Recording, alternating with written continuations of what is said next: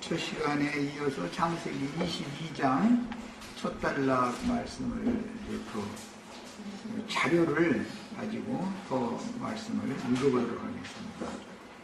이 페이지에 읽을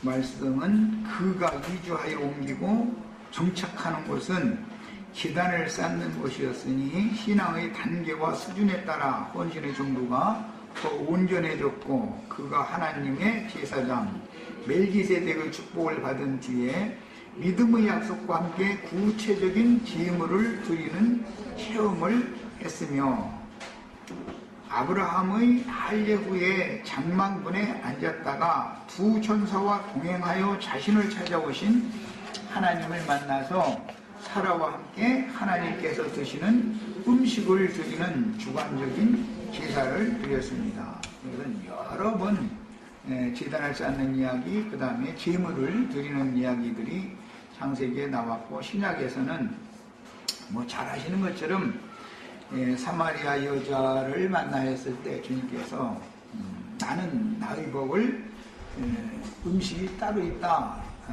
그렇게 했는데 사실은 그게 이제 설명을 하실 때 내가 먹을 음식은 양식은 하나님의 뜻을 행하여 온전히 이루는 이것이니라 이렇게 설명해 가면서 추수로 연결을 시켰죠. 영혼을 추수해서 잡수시는 것이다. 이제 이런 모든 말씀들은 구약 시대의 율법을 종합적으로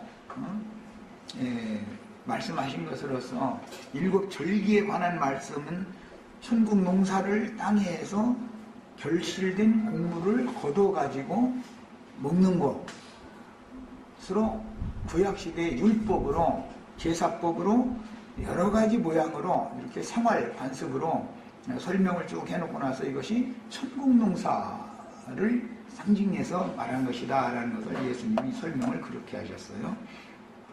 그 다음에 누가복음 24장 41절로 43절에 보면 부활하신 주의 예언에 따라서 제자들에게 다시 오셨었죠. 그때 이제 아버지와 아들이 함께 오신 거예요. 오셔가지고 여기 뭐 먹을 거 없냐 그러니까 우리 지금 이 개역 번역에서는 로마교 노선을 따르기 때문에 생선 한 토막을 드렸다라고만 되어 있지만 킹제임스 성경이나 다른 번역본들에서는 꿀송이 한 조각과 생선 한 토막, 숯불에 구운 생선 한 토막을 드렸더니 받아서 잡수셨다 이렇게 됐어요. 그러니까 그것이 실제적이고 주관적인 제물을 드리는 제사장들이다.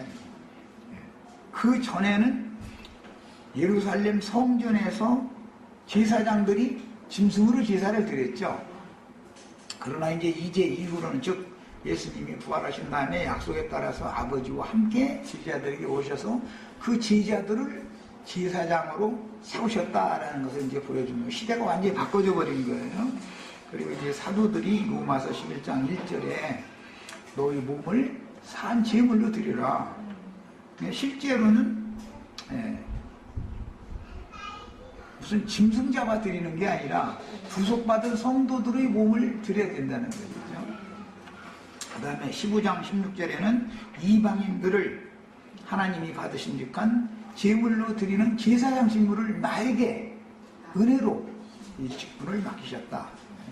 그렇게 표현했어. 우리 지체들도 다 12지자들이 다 제사장이 돼야 되는 것처럼 특히 우리 지체들은 두 증인들이 다 되셔야 되는 거예요. 오늘 아브라함과 이제 두세 증인이다 그러지만 예수님과 두 사환으로 이제 상징이 됐어요. 다 이 안에 다 들어가셔야 돼요. 자, 그 다음에 그 후로 병수가 끊긴 사례가 아비멜렉에 의해서 수치를 해결받을 때 하나님의 선지자로서 아비멜렉의 집 모든 태를 열게 하는 중보자의 지위를 얻었다. 이게 이제 사실은 완성된 전도자로서의 사명을 잘 행했다라는 말이죠. 우리 지체들도 불신세계인 할례 없는 이방인들에게 나아가서 그들의 태를 열어주셔야죠. 이제 구약시대니까 이제 하체를 열어주는 것이지만 영적이니까 하늘문을 열어주는 거예요. 하늘을 열어주셔서 다 영적으로 위로부터 다 다시 난 사람들이 되게 해주는 일을 다 하셔야 되겠어요. 이렇게 되면 이제 마지막 모든 거에 다 통과됐으니까 이제 마지막 믿음의 시험을 거쳐서 위에 있는 성에 들어가는 본세를 이제 얻는 이야기를 지금 한 거예요. 그래서 이런 말씀의 근거에서 히브리서 기자는 계시로 깨닫기를 아브라함과 그 믿음의 후사들을 위해서 하늘의 한 성을 예비해 놓으셨다 그랬고, 그 하늘의 한 성이라는 것이 계시록에서는 거룩한 성 새 예루살렘이다. 그 거룩한 성 새 예루살렘에 들어가는 권세를 얻으려면 아브라함의 믿음의 이런 시험이 통과된 것처럼 우리도 반드시 그 과정을 거쳐가지고 주와 함께 오는 세상에 이제 다시 와야 되는 거예요. 그래서 새 세상을 펼치는 거예요. 자, 그 다음에 오늘 말씀 중에 보면은 4절에 내가 아이와 함께 저기 가서 예배하고 우리가 너희에게로 돌아오리라. 이건 지난번 번역보다 아주 번역을 잘 해놨어요. 이 말씀을 이해를 돕기 위해서 잘 아시는 창세기 1장 26절로 28절 사이에 보면 우리의 형상과 우리의 모양대로 우리가 사람을 만들고 그들로 땅을 정복하고 모든 생물을 다스리게 하자. 거기서 그런 우리가 라는 말씀이 거기에 나왔죠. 이 말씀의 시연은 아버지와 아들을 지금 말하는 거예요. 아버지 아브라함과 이삭이 함께 제사 드리러 갔다가 함께 다시 두 사원들이 있는 곳으로, 그 기다리라는 그곳으로 다시 돌아오는 얘기잖아요. 이 신약에서는 예수님이 지지자들 보고 능력으로 옷 입혀줄 때까지 너희는 이 성을 떠나지 말고 기다려라 그랬죠. 그랬는데 그 성으로 돌아올 때는 살려주는, 생명을 주는 영으로 오신단 말이에요. 성령으로 오실 때는 아버지와 아들이 성령을 통해서 함께 오시는 것이죠. 지금 이것은 삼일체 얘기가 전혀 아니에요. 자, 이제 우리가 너희에게로 돌아오리라 그랬는데 예수님 요한복음 14장에서 내가 아버지께로 가노니 가서 너희를 위하여 초소를 예비하면 내가 다시 와서 너희를 나 있는 곳으로 인도하여 영원히 함께 있게 해주겠다 약속을 하셨는데, 실제로 그 말씀을 응하게 하시는 말씀은 요한복음 14장 23절을 읽겠습니다. 너무 중요하기 때문에 시간이 가도 좀 이 말씀을 찾아 읽어야 되기 때문에 그래요. 이 삼위일체 교리 이것에서 해방을 못 받으면 그 사람 구원받은 사람이 아니에요. 참 이건 너무너무 어려운 일이죠. 자, 14장 23절 읽겠습니다. 예수께서 대답하여 이르시되 사람이 나를 사랑하면 내 말을 지키리니 내 아버지께서 그를 사랑하실 것이요. 그러니까 아버지와 아들을 지금 말하는 것이죠. 우리가 그에게 가서 거처를 그와 함께 하리라. 이 말은 아버지와 아들이 구속을 이룬 다음에는 제자들에게, 이 주님의 말씀을 지키는 제자들에게 와서 거처를 함께 한다 그 말이죠. 지금 육신으로 오셨을 때는 하늘 아버지 말씀이신 하나님은 독생자 예수와 함께 하셨죠. 그래서 내가 너에게 이르는 말은 내 아버지께서 내 속에 계셔서 하시는 말이다, 그렇게 말씀하셨던 거예요. 그러나 이제 구속을 이룬 후에는 우리가 그에게 가서 라는 것은 아버지와 아들이 함께 제자들에게, 믿는 제자들에게 함께 오셔서 함께 한다. 언제까지? 세상 끝날까지. 그건 영원토록 함께 한다.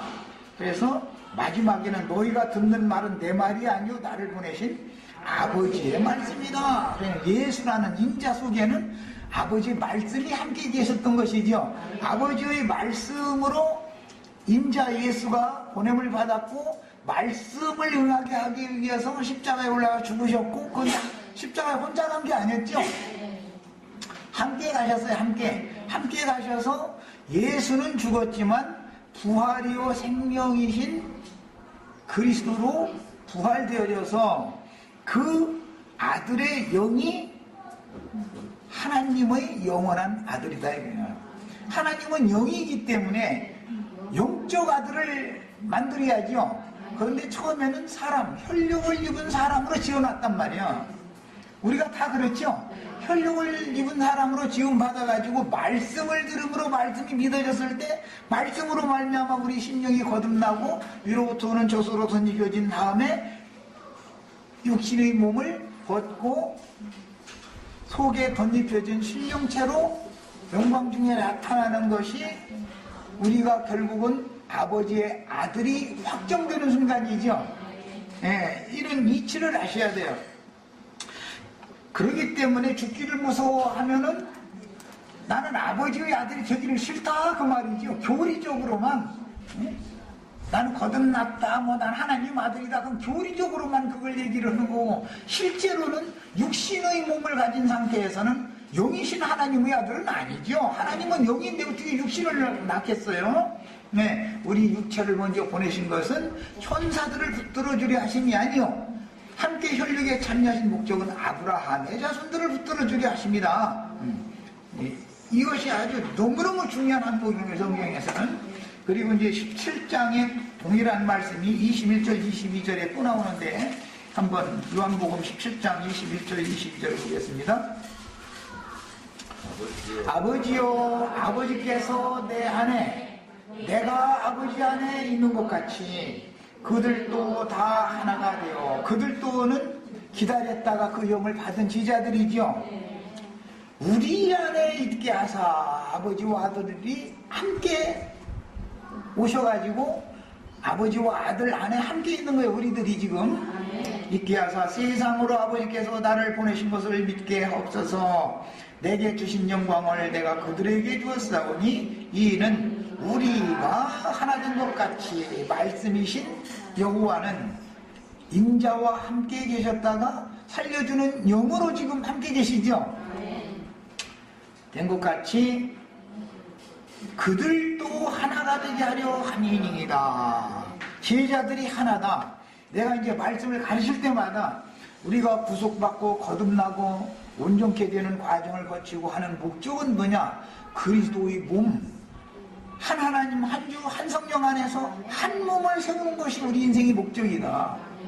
개인적으로 무슨 도인이 되는 이런 걸 추구하는 건 종교다. 그렇게 될 수도 없는 거고, 그렇게 됐어도 그리스도 심판대 앞에 섰을 때 사람의 의와 사람의 선함을 가지고 나서 자랑을 하면 하나님은 그걸 받지 않는다라는 거예요. 이걸 내가 그냥 너무너무 강조해서 계속 말씀드린 거예요. 이제 이렇게 말을 하면 그러면 말이요. 우리가 이 세상에 사는 동안에 나쁜 사람으로 살라는 말이냐고. 난 나쁜 사람으로 살라고 안 했어요. 그런 말을 한 적이 없어요. 살고 싶으면 사세요 이렇게 얘기를 하죠. 그런데 그것이 편하면 살고 그렇게 사는 거야. 나쁜 사람으로 사는 것이 편하면 그렇게 살아야지 어떻게 될 거야. 수천 년 동안 사람들이 윤리도덕 가르쳐서 이거 하지 말고 저걸 하고 하라고 했는데도 그거 하려면 다 하고 안 할 사람은 죽어도 안 했또. 그러니까 이것은 윤리도덕을 가르치는 얘기가 아닌 것이다. 이것은 생명이 거듭나가지고 이제 온전케 된다 그랬는데 완전케 된다 이랬는데 거듭난 다음에는 많은 연단 시험 과정, 믿음의 시험들을 통해서 순종을 배움으로 온전케 되는 것이고 순종을 배워가면서 완성된 사람으로 자라면 해야 될지 안 해야 될지 발 씻고 자야 될지 손 씻고 밥 먹어야 될지를 얘기 안 해도 다 알게 돼 있는 것이지. 군대 갔다 온 아들 보고 너 발 씻고 손 씻고 와서 밥 먹어라 그래서 하면은 엄마가 그건 너무 마마보이 기르는 것이죠. 그러면 그놈 장가들여서 마누라 얻어가지고 자기 손자 못 맞아. 그렇게 첫날 만날 계속 그렇게 길러가지고 뭐가 되겠어? 내 말 아시겠죠? 야, 장성한 자가 되면은 자기의 말과 행동에 대해서 책임을 짓는단 말이야. 애기는 무책임이야. 지금 우리 젊은이들 애기들 여기 방에 있는데 그 아이들은 지가 일 저질러 놓고서도 지가 잘했다고 막 울고 떼쓰는데 어떻게 될 거예요? 그건 책임을 보지. 걔들은 책임을 누가 져야 부모님이 대신 지죠. 애기들은. 그러나 장성한 자가 되면 떼쓰는 받아줘야 안 받아줘요? 어림도 없어요. 그거는요. 내 말을 아셨죠? 야, 생명이 장성한 자들은 자기가 어떤 생각을 했고 어떤 말을 했고 어떤 짓을 했으면 하고 싶은 대로 하라 이거예요. 그 대신 지가 책임지는 거예요. 아셨죠? 어떤 여자 좋아하는 걸 엄마가 대신 좋아해 줄 수 없죠. 엄마 마음에는 이 아가씨가 마음에 드는데 이놈은 얘가 마음에 든다는데 어떻게 할 거예요? 지가 책임 그래 그러면 좋은 거라고 하면 하다 묻으면 네가 골랐으면 한도 알아서 해. 얘는 너 책임져라 이런 수밖에 없죠. 이것이 생명의 원리다 이거예요. 하나님은 생명의 구원을 하시는 것이지 윤리 도덕적으로 사람을 구원하는 게 절대 아니라 이 말을 잘 깨달으셔야 돼요. 이런 말을 그렇게 오랫동안 반복해서 가르치는데도 이 말을 못 알아들어가지고 계속해서 무슨 도닦는 얘기 나오고 이러면 참 그야말로 힘들죠. 그런 사람하고는 싸우기가 너무 힘들어요. 싸워봤자 싸움 되지도 않는 일이고 내가 지고 말해야지 뭐 어떻게 해요. 그래서 그렇게 막 부처님 가운데 또 막 되는 걸 원하면 한번 해보라 이거예요. 되면 다행이고 죽는 날까지 안 되면 죽기 직전이라 돌이켜야 되는데 믿음으로 와야 되는데 결국은 죽는 날까지도 자기 고집을 버리지 않으면 이거 어떻게 할 거예요. 그냥 그 거짓 믿음에 대한 심판을 당연히 받아야 되잖아요. 사실은 이게 불신이거든. 이제 이것을 강조해서 좀 말씀을 드렸고, 그 후로 경수가 끊긴 사례가 아비멜렉에 의해서 수치를 해결받을 때 하나님의 선지자로서, 그러니까 족장으로서뿐 아니라 제사장으로서뿐 아니라 선지자로서도 인정을 받았죠. 선지자가 하는 일은 아비멜렉 집 여자들의 태를 열어주는 일이죠. 중보기도를 해준 아니 사람이 얼마나 웃겨요. 블레셋 족속 그 여자들이 아기를 못 낳아 태가 다쳐가지고 그런데 아브라함이 이 아비멜렉 집 사람들 이 젊은이들 태를 좀 열어주세요 하고 중보기도 했더니 그냥 태가 다 열리더라는 거예요. 얼마나 웃기는 얘기예요. 우리 시체들 다 나가서 중보기도 해주셔가지고 선지자로서 나가서 사람들 다 태를 열어주셔야 되겠어요?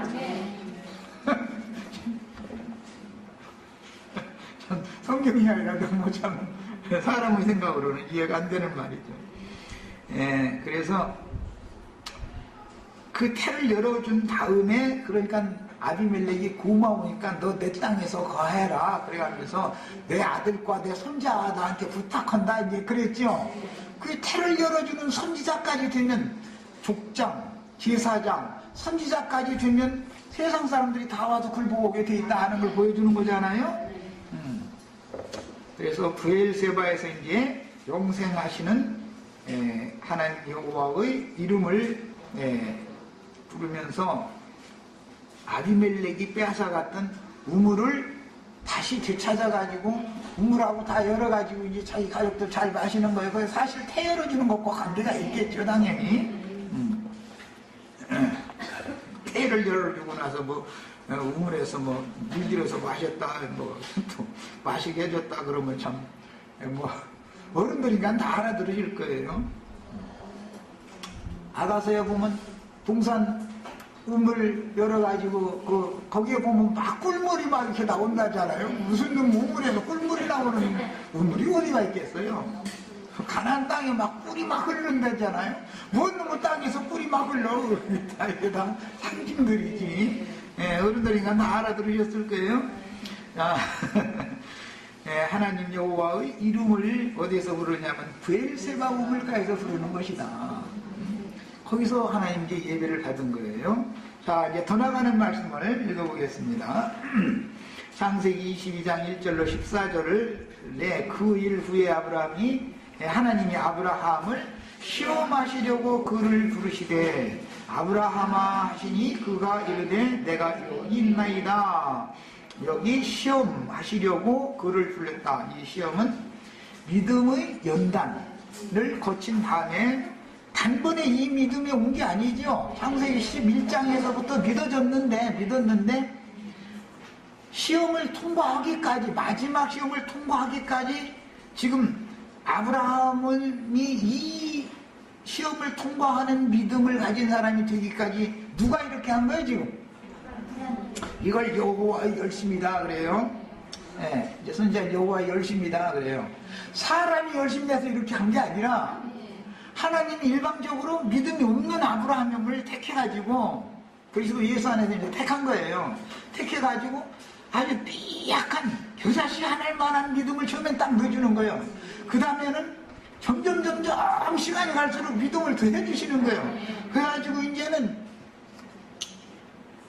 독생자가 약속대로 주시고 나서 이 독자 갖다 이제 바쳐 그래도 이제는 아멘이 되게 만드는 거예요.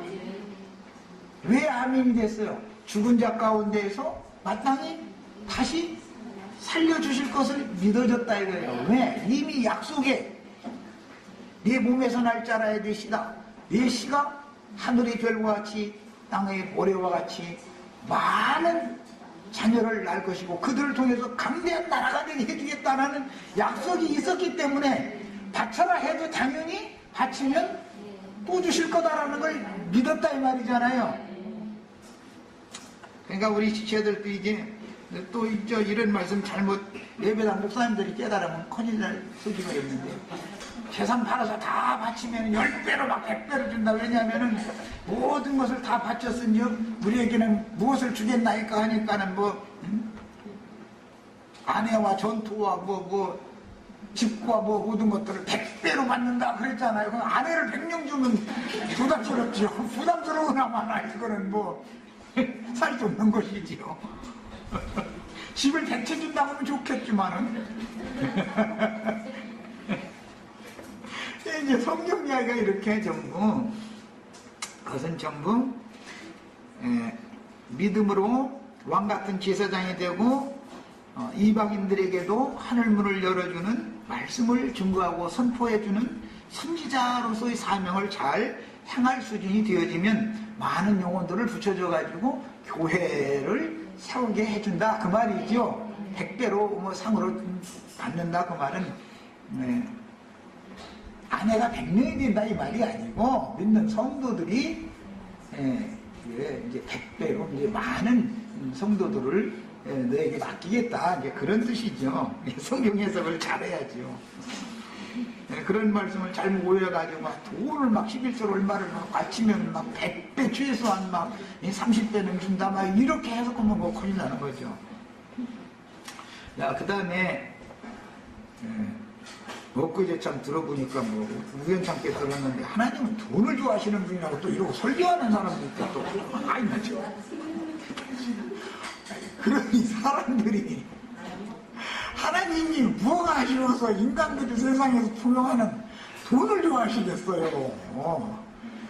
목사라 하는 작자가 그 모양이니 그 예배당에 모이는 성도들이 뭐가 되겠어 도대체. 하나님은 영혼들을 좋아하시지 돈을 좋아하시는 게 아니야. 아브라함의 자손들 믿은 성도들을 우리 형제 자매님들의 영혼들을 그렇게 사랑하시고 좋아하는 것이지 무슨 놈 하나님이 돈을 좋아해. 돈이 귀해요? 내 아들이 귀해요? 내 집에 있는 재산 다 없어져도 내 아들이 죽으면 안 되죠. 돈은 새로 벌면 되는 것이고 아들 죽으면 이것은 집안 문 닫는 거죠. 뭘 설교를 해도 그 모양으로 설교를 하는데 아멘하고 막 나다 빠지고 이러면 그게 다 돼지떼들이잖아. 돼지치는 개들이고 그게. 그러니까 그 사람들 다 바다로 내리달아서 다 몰사해서 지금 죽는 거잖아 그게. 세상 속에 다 빠져 죽는 거잖아 지금.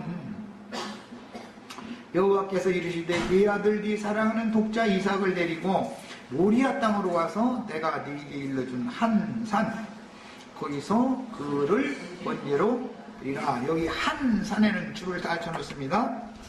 음료는 한 산에 있어요? 7산에 있어요? 이거 참 문제예요 이게. 남편이 많으면 이게 좀 문제죠. 그 큰 음료는 7남편이자 7남편 그러다 보니까 7사기라는 거야. 7왕족들이다 이랬어요. 그런데 그게 전부 참남된 이름들을 가진 자라는 거잖아요.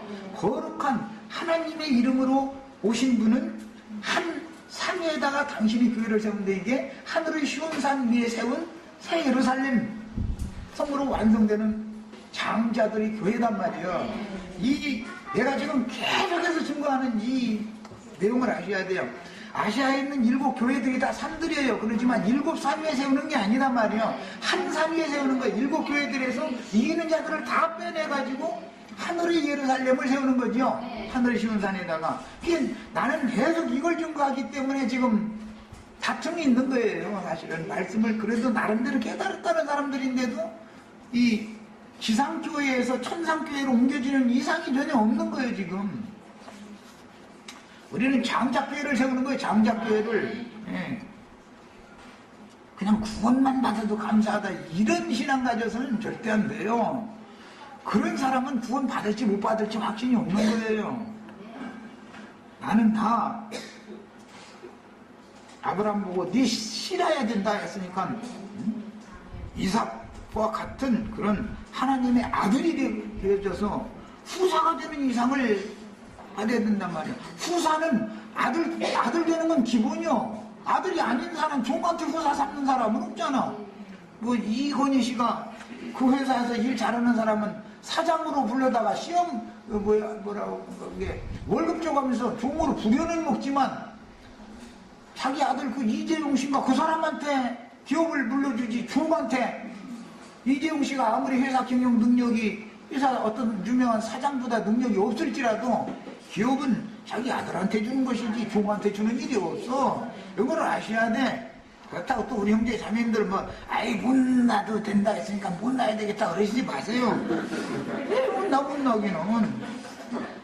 오늘 아침 설교 말씀 들어놓고 오다 보니까 하나님의 아들이면 황태자라는 거야. 황태자. 이거 설교 너무 잘하네. 우리 다 황태자들이요. 괜히 말이 그냥 나를 막 죽되지 말라고 그러는데 왜 죽되지 마세요. 우리 다 황태자들이요. 우주의 주인의 황태자들이란 말이야. 다. 이것은 이상이 필요한 거예요. 자, 그 다음에 모리아는 계시라는 뜻이고 모리아 땅 여호와의 산은 약속의 기업의 땅 중심인 예루살렘의 시온산에 대한 상징이니 하늘의 시온산에 오른 장자들의 교회에 대한 모형입니다. 그 장자들의 교회는 대적의 성문을 얻은 자들이 장자교회를 세운 사람들이지요. 이것은 이제 마지막 단락에서 나오는 말이에요. 아브라함의 아들 이삭이 원수의 성문을 얻지요. 그런데 리브가를 이삭에게 시집 보낼 때도 똑같은 축복을 해주죠. 네 씨로 말미암아 원수의 성문을 얻으리라 그랬어요. 원수의 성문이라는 건 큰 성 바벨론을 말하는 거예요. 그 문은 음부의 문이요 사망의 문이죠. 생명의 문으로 바꾸려면 음부의 문, 사망의 문을, 죽음의 문을 사망 가운데 있는 사람들의 영혼을 생명의 문으로 바꿔야 된단 말이에요. 근데 그건 필라델피아 교회 사자에게 주실 때 하늘에 열린 문을 주셨다 그랬어요. 그 열린 문을 통과해서 거룩한 성 예루살렘 신부의 성에 우리가 다 들어가야 되는 거예요. 그런데 원수의 문으로 들어가면 자기는 구원받은 줄 알고 축복받은 줄 알고 할렐루야 아멘 하고 있지만 계시록 18장에 보면은 다 그게 귀신의 영들이 모이는 감옥이라는 것이잖아요. 그렇게 돼 있죠? 큰성 바벨론 세속교계라는 것은 사실은 세상 잡귀라는 잡귀 모든 더럽고 가증한 새들이 모이는 감옥이고 귀신의 영들이 모이는 감옥이다 이랬어요. 거기가 지금 그런데 자기네들이 모이는 그것이 귀신들이 모이는 감옥이라고 꿈에도 생각을 않고 있는 거예요. 지금 자기네는 죽으면 천당 갈 줄 알고 앉아서 저희 그 사람들이 죽으면 어디로 들어가요?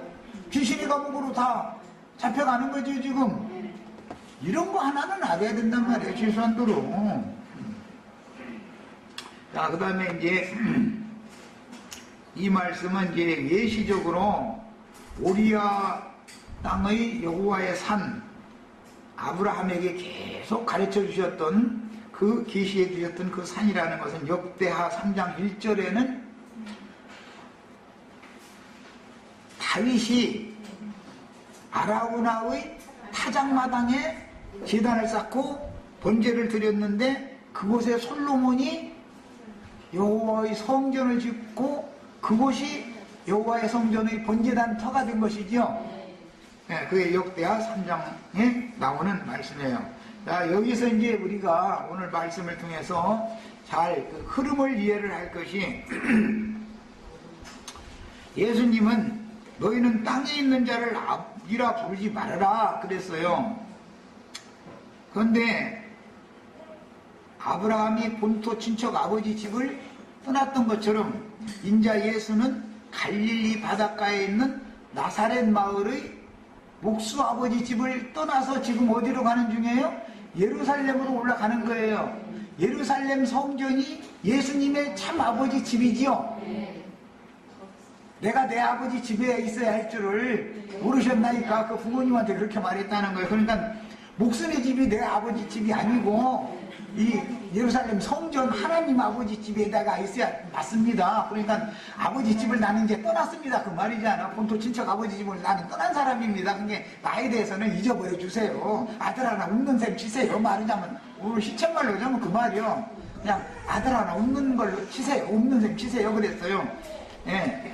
그러니까 본토 친척 아버지 집을 떠나가지고 예루살렘에 올라가는 것은 거기 가서 죽으려고 그런 것이지 거기서 그 아버지 집에서 영원히 살라는 게 아니죠.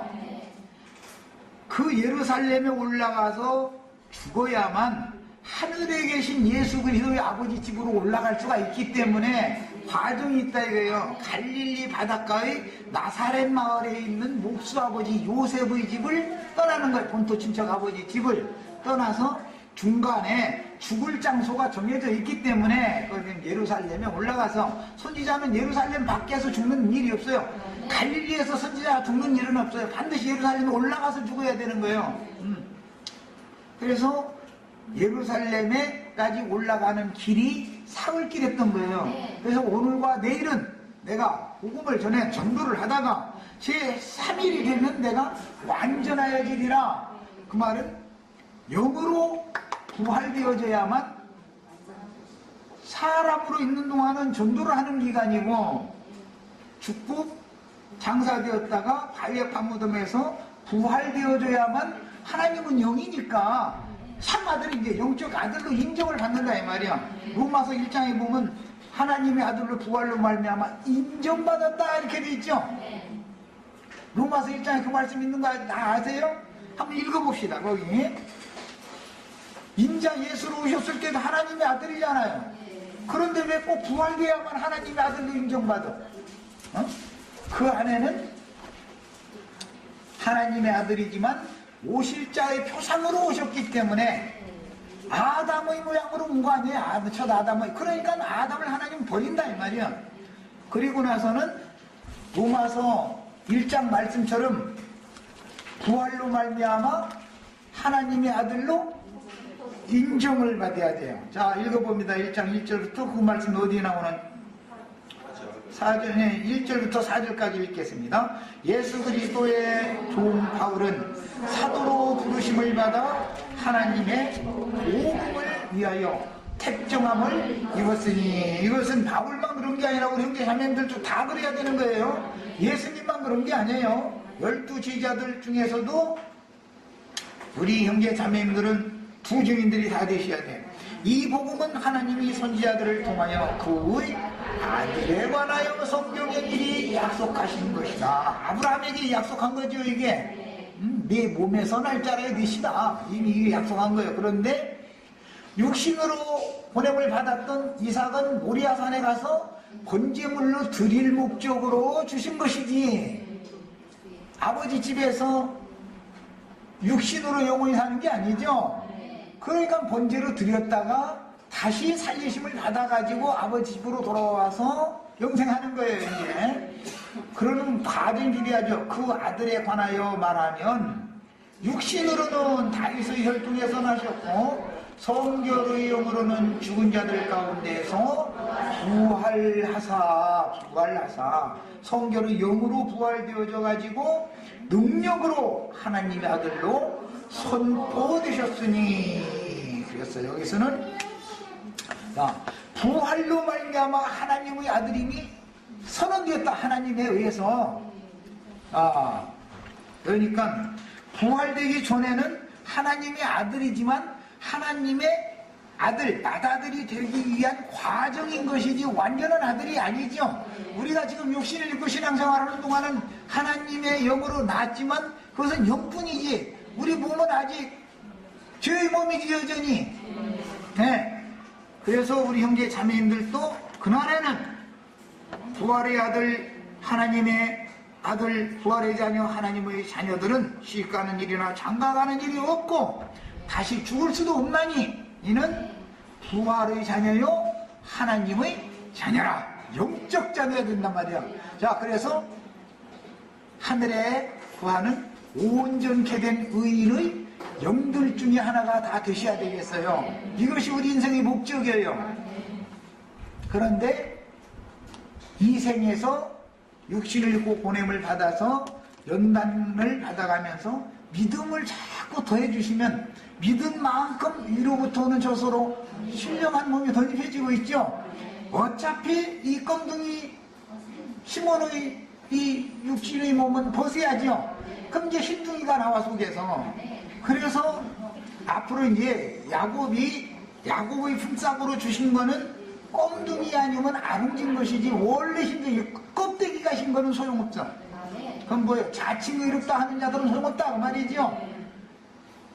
나는 죄인일 수밖에 없다라는 것을 언제까지 이 생을 떠날 때까지는 여전히 껍데기는 죄의 육신을 입고 있죠. 그렇지만 우리 속에서는 죄와 상관없이 두 번째 나타날 수 있는 완전한 신령체로 덧입혀지고 있는 사실이 믿어지셔야 돼요. 이것이 완전케 되어져가는 과정이다 이거예요. 어떤 불시험을 한번 통과할 때 그 불시험을 통해서 뭘 배우면 온전케 돼요? 순종을 배우는 거예요. 순종을. 육체를 쳐서 복종시키는 거예요. 나를. 순종을 배우는 만큼 온전케 되는 거예요. 이것이 성경이 가르치는 바예요. 그래서 구속받은 거듭난 성도들은 겉사람을 후퇴시키는 동안에 속사람이 날로 새로워져서 최후로 완성된 온전케 된 의인의 영들이 되어져 가지고 이 장막을 벗어나면 하나님의 아들로 인정받아서 완전하게 너는 내 아들이다 라고 선포를 받는다 이거예요. 여기를 가야 되는 거예요. 자, 이제 자료 말씀으로 더 갑니다. 아브라함이 아침에 일찍이 일어나 나귀 안장을 비우고 두 종과 그의 아들 이삭을 데리고 번제에 쓸 나무를 쪼개어 가지고 떠나 하나님이 자기에게 일러주신 곳으로 가더니, 이 하나님이 일러주신 곳이 모리아 땅의 여호와의 산이죠. 이것은 상징으로서 가나안 땅 중에 있는 예루살렘을 세우는 시온산성을 말하는 거예요. 사실은 시온산이에요. 거기에 대한 상징이에요. 그런데 실제적으로도 예루살렘 성은 7 구릉에게 성전터가 잡혀 있다는 거거든요. 그런데 7산에 세운 것은 아래에 있는 예루살렘이죠. 한 산에 세워야 되는데 그 한 산은 무슨 산이라고요? 하늘의 시온산이다 말이에요. 우리는 그래서 이 한 산, 한 몸 세우는 이 신앙을 추구하기 때문에 오늘 아침에도 요즘에 자꾸 그냥 이상한 사람들이 와가지고 그냥 등업을 시켜달라고 그랬었는데, 등업을 원하시면은 마음을 열고 교제를 합시다. 이러면은 교제는 안 하려고 그래. 그래서 등업만 시켜달라고 해. 나는 왜 그런지 다 알고 안 했어. 그래서 오늘 아침 하나도 안 돼가지고 내가 그러시지 말고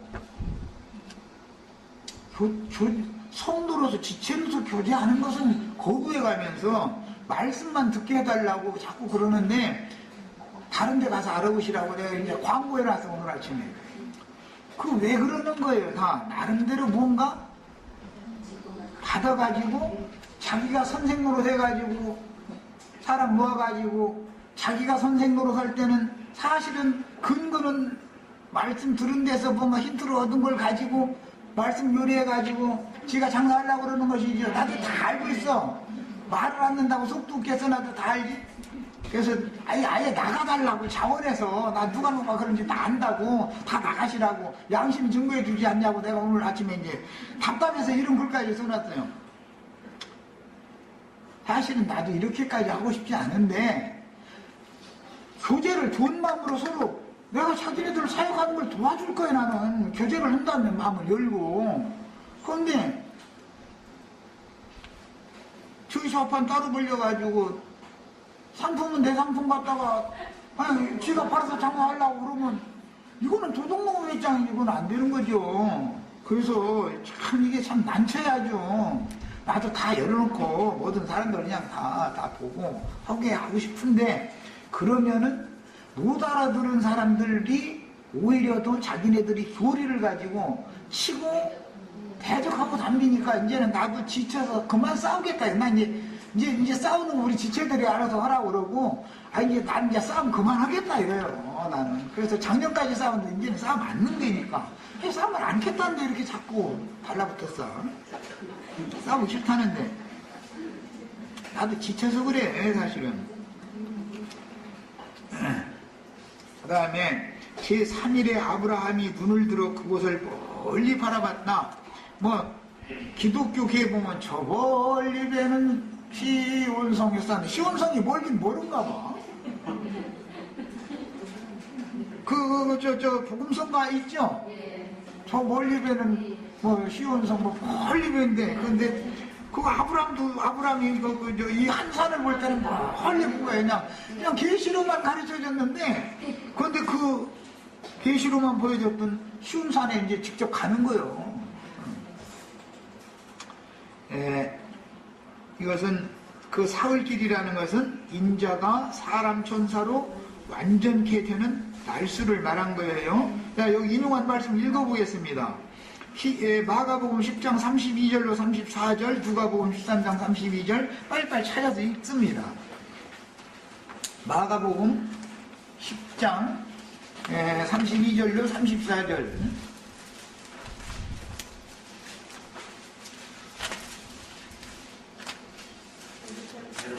네. 그들이 놀라고 뒤따르는 자들은 두려워하더라. 이에 다시 12 제자를 데리시고 자기가 당할 일을 말씀하여 이르시되 보라 우리가 예루살렘에 올라가노니. 이 사람들이 어디서 출발한 거죠? 갈릴리 해변에서부터 출발한 사람들이죠. 갈릴리에서 어디로 가는 거예요? 목적지가? 예루살렘에 가서 축복받으러 가는 거예요? 박해받으러 가는 거예요? 이걸 아셔야 돼. 그런데 제자들은 아직까지 지금 예루살렘에 올라가면 이스라엘 왕으로 등극하면 좌우 정승 한 자리씩 다 지금 받으려고 그러는데 베드로는 아주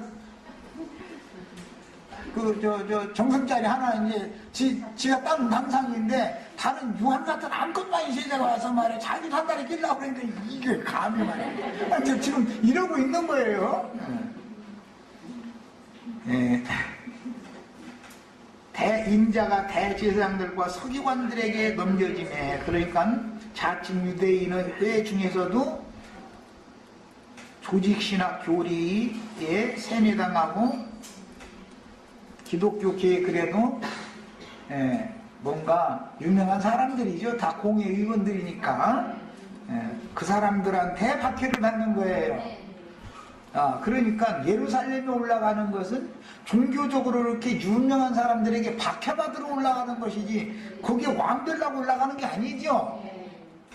그런데 제자들은 이걸 지금 모르고 있어. 우리 지체들은 다 갈릴리에서 출발해서 예루살렘을 거쳐서 하늘에 계신 아버지 집으로 올라가는 이 3단계를 세 과정을 꼭 이해를 하셔야 되겠어요. 둘째 시간 여기까지 해서 마칩니다.